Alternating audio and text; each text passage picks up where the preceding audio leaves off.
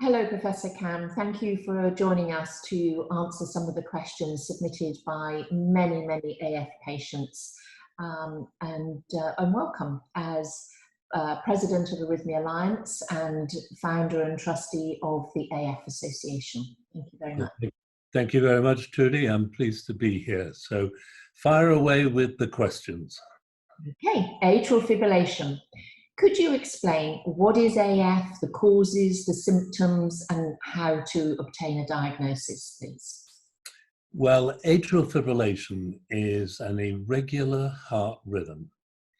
For the patient, it often means nothing at all. They may not be able to sense it or be aware of it, but other patients are very sensitive to it, and they feel palpitations, sometimes chest pain, sometimes breathlessness, and often the patient becomes very frightened of the atrial fibrillation because it's presenting with symptoms that directly affect the heart. In other words, the heart's irregular and it's pounding in the chest.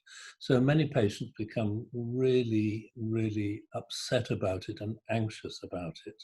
It's actually caused by an electrical disturbance in the top part of the heart, which is called the atria, and the atria become rather chaotic electrically and transmit impulses to the main pumping part of the heart, the ventricles, in an irregular and sometimes fast way.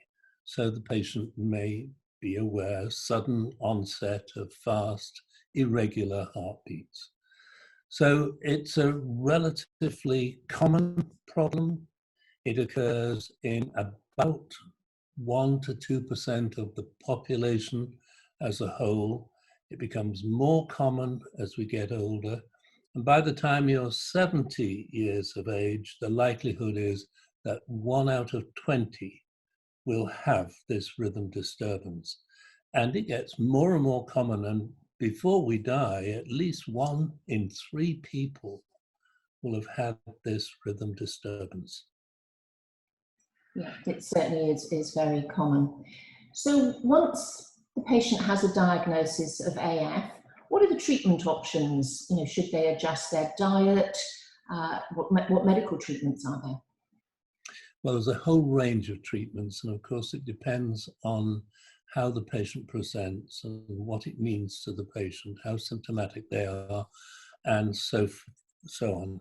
So I think the first thing to consider is that because part of the heart, the atria that I mentioned before, are not really working properly and they're not pumping strongly, it may be that blood can hang around in the atrium and clot. Now, if it clotted in the atrium and it stayed in the atrium, it wouldn't make any difference. But unfortunately, the blood clots that form in the atrium could detach, fly around the circulation, and end up in the brain. And if that happens, the patient can develop a stroke. Now, because this is not an infrequent complication of atrial fibrillation, it's very important to make an assessment of how risky this is for a particular patient. And we do that by deciding what other problems the patient has to try and come up with a score to tell us how likely it is that a stroke might occur. If the risk is very small, we don't need to worry about it. But if the risk is high, then we need to prescribe what is called an anticoagulant drug. And this is a drug that thins the blood so it doesn't clot so easily, so it doesn't clot in the atrium, and the patient becomes much less at risk of any stroke. Now, we'll talk about anticoagulants, I'm sure, later, but let me move forward now, having dealt with that issue for the time being, and say that now we have to consider asking the patient, how troubled are you by this? Do you feel it? Does it make you anxious? Is it a problem to you? Is it stopping you doing things that you'd like to do? And if it's clearly bothering the patient, then we must provide some medical treatment either to prevent the atrial fibrillation or to slow the rate during atrial fibrillation. And when I say the rate, I mean the pulse rate. So we can do this, but with a variety of medicines. Slowing the heart rate is pretty easy. Some very conventional medicines can be used, medicines that have often been used for decades or even centuries. So we can use digoxin, for example. We can use beta blocker drugs, for example. They're the most common. And they slow the rate of the heart during atrial fibrillation in particular. Another approach, of course, is to try and prevent the atrial fibrillation altogether.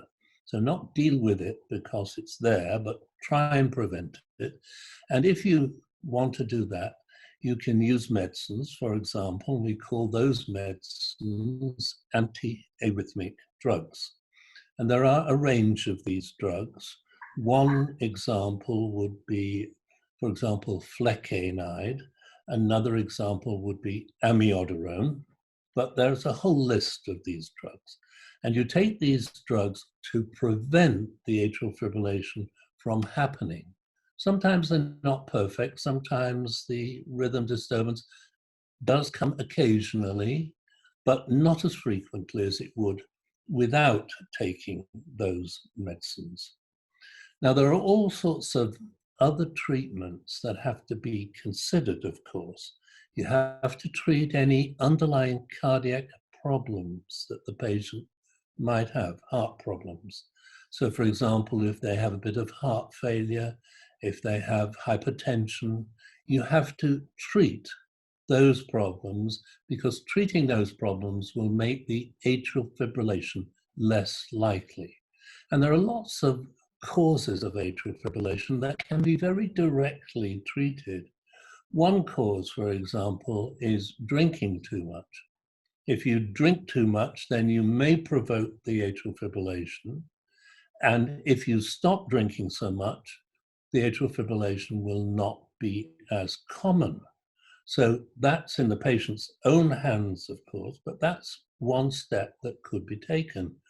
Other patients have problems with what's called sleep apnea.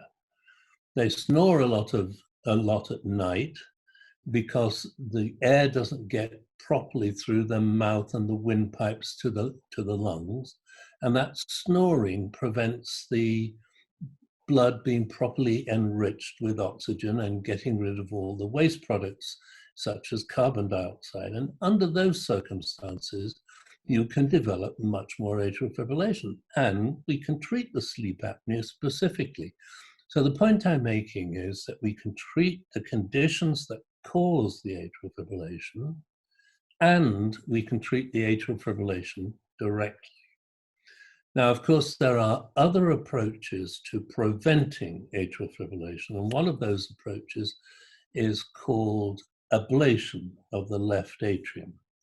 And this left atrial ablation procedure means that the cardiologist treating the patient will put some wires into the heart, isolate the parts of the heart where the atrial fibrillation is triggered from, and in that way prevent recurrences of the palpitations due to the atrial fibrillation. No doubt we'll talk about that a bit more. But that, you can see there's a range of possible treatments for atrial fibrillation. But before we consider the treatment, of course, we have to have an accurate diagnosis. We have to actually know that the palpitations that the patient feels, for example, are due to atrial fibrillation. And in order to do that, we have to record what is called an electrocardiogram. And I think everybody will be aware of the heart races that we see on the monitors in the intensive care units on the television, for example. Well, exactly that technology has to be applied to patients with palpitations to find out what the palpitations are due to. And you can specifically look at what's called the electrocardiogram, the heart trace, and you can diagnose atrial fibrillation from that. And you can't really diagnose it any other way. You have to have a recording. Now, getting a recording is sometimes a bit tricky because the palpitations occur when you're at home, for example, and where's the electrocardiogram? Most of us don't have any way of taking an electrocardiogram at home. Some do, and maybe we'll talk about that later as well. But usually you have to go and find a doctor or go to an accident emergency department and so on, get somewhere where there is an ECG machine. Now, often, of course, that just doesn't work. You've got the palpitations, you set off to see the doctor or go to the casualty, and by the time you get there, of course, palpitations have gone. So there are various little gadgets that the doctor can then give to you, which will allow you, when you get a palpitation, to put the gadget on your chest and record the rhythm disturbance or hold it in your two hands. Lots of different techniques for getting an accurate diagnosis of atrial fibrillation. And that is really paramount before we can start considering active treatment of atrial fibrillation. Thank you. And just for the patients, there's a whole list of the various ECGs that are available at home if they visit our website, heartrhythmalliance.org. So that will help explain further. Is there a difference between palpitations and AF? Yes, there's a difference because palpitations are simply what the patient feels. You feel a thump in the chest, or it may be a fast thumping, it may be an irregular thumping, and so on. Now, there are many reasons why you might get a fast thumping in the chest. For example, something frightens you. You're suddenly scared, you're watching a horror movie or something like that. Or there's a movement in the house late at night, whatever it is, and suddenly your heart goes bang, bang, bang. That's not atrial fibrillation just because you feel it. Sometimes you feel occasional thumps in the chest, no particular provocation, you don't know why it's happening, but this is not necessarily atrial fibrillation either, because there are other irregularities of the heart that can cause these palpitations. Some of them are called, for example, ventricular premature beats. That's just an occasional abnormal beat that pops up out of nowhere and gives a thump in the chest. Usually these are quite benign. Usually they are not very relevant, but you have to distinguish between these different types of heart rhythm before you can diagnose the atrial fibrillation. And the ECG is a way of seeing exactly what is happening. Thank you. You mentioned at night. A lot of our patients say that their symptoms appear to be worse at night. Is that generally the case? Not always at all, but I know that many patients say that. And of course, it's largely because at night they're lying in bed, they're thinking of nothing else, they're trying to get to sleep, and suddenly they feel the rhythm disturbance in their chest. And it's quite natural, I think, that many patients notice it most when there's nothing else on their mind other than perhaps trying to get to sleep or worrying about something. Some patients, of course, have this rhythm disturbance mostly at night, but that's not always the case, but sometimes it is that they only have the rhythm disturbance at night. And when that is so, of course, obviously there are the symptoms at night. But by no means is that the usual cause of feeling the symptoms at night. It's usually that is the time when there's nothing else on your mind. For some, they're asymptomatic, and so they worry, how do they know if things are getting worse if they don't have any symptoms? Well, if they don't have any symptoms, the condition can still be a problem. I mentioned the blood clotting problem, for example. And so we cannot rely on symptoms to decide exactly what treatments are necessary. And we have, therefore, to follow the patient once we know that they have atrial fibrillation. And we can follow them in several ways. We can ask them questions that might tell us that the rhythm disturbance is getting worse. We can make recordings like 24-hour ECGs, or use these patch ECG recorders that many patients will have had some experience with, and they record continuously. So despite not having any symptoms, you pick up any atrial fibrillation that's occurring during the monitoring period. Another way that we need to reassess patients with atrial fibrillation is every now and again, we have to do an echocardiogram.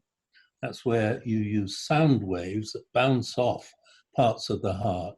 You can see the heart moving, and you can also see the size of the heart.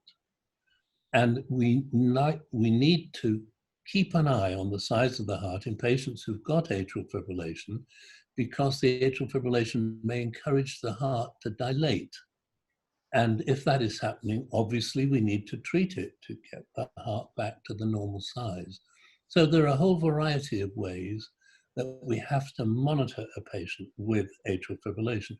Many of these things can be done by the general practitioner, not always necessary to go to a hospital setting. Sometimes the GP doesn't have these gadgets or machines, and then a cardiologist or a physician will have to order these tests in the hospital. And having AF, does that put me at greater risk of other conditions? No, not really. Atrial fibrillation, I think, is the result of having other conditions usually.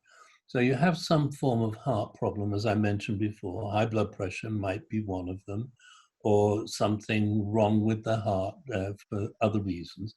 And because of that, the atrial fibrillation occurs. And the atrial fibrillation might be the first indication that you have these problems. So the patient comes along, you diagnose atrial fibrillation, and then when you begin to look at the patient and follow the patient, you discover that there are other problems. And as I mentioned before, you have to treat these other problems in order to optimize the way in which you can manage the atrial fibrillation. Thank you. So both my parents have AF, said one patient. Does this mean that I will get it too? No, it doesn't mean that you will get it, but it means that you have a higher risk of getting the atrial fibrillation. So if two parents have it, your risk is about 3 times the risk of somebody who has parents, neither of whom have had the atrial fibrillation. But that doesn't mean that you will definitely get atrial fibrillation. And in particular, the parents may have had other reasons for the atrial fibrillation, which are not inherited. Well, for example, one or other might have drunk too much, for example, and had atrial fibrillation because of that. And we don't know that that kind of atrial fibrillation is a good prediction for the next generation having atrial fibrillation. It may be, we're not sure about that. But I think generally if parents have atrial fibrillation, we should consider ourselves at more risk of getting the atrial fibrillation. So perhaps we can keep an eye on it, feel our pulse from time to time, make sure it's regular and so on. You've mentioned alcohol. What about diet? Any particular foods that somebody should avoid? I think obesity is certainly one of the settings in which atrial fibrillation is far more common. So clearly, if we overeat and put on weight, then the likelihood of atrial fibrillation is much greater. And there are all sorts of reasons why we shouldn't do that. So it's not just to avoid atrial fibrillation, as you appreciate, but certainly food is connected in that way. There are some foods that are, or drinks that are said to cause atrial fibrillation, like coffee, for example. But the evidence for that is pretty poor. If you look up on the internet, coffee and atrial fibrillation, the most common thing you find is a coffee break in a meeting about atrial fibrillation. There's very little about connecting coffee with atrial fibrillation.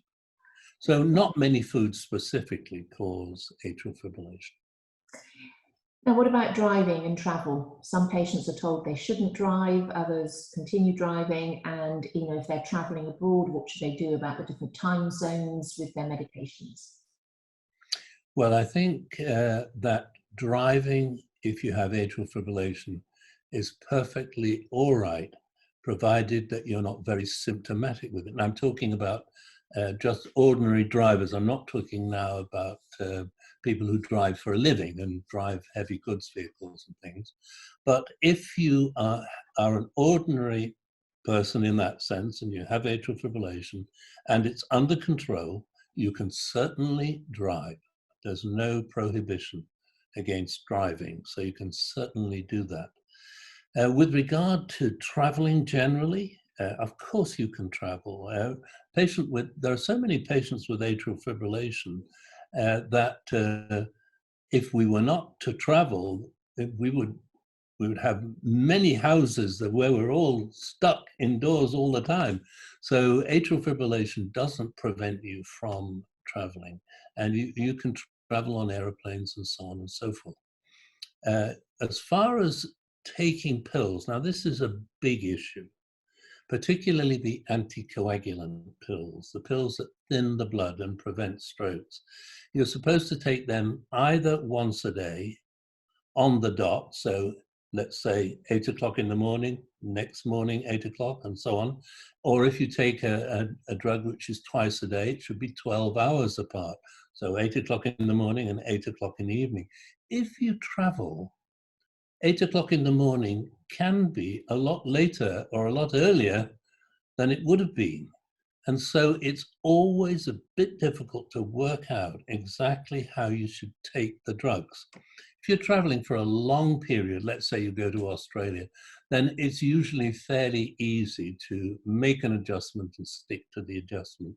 But if you're traveling from A to B, different places, different times, different weeks, then it can be very tricky, and it's worthwhile having a discussion with your doctor, depending on whether you're taking once a day or twice a day medicines, to decide how to choose the right times to take the doses.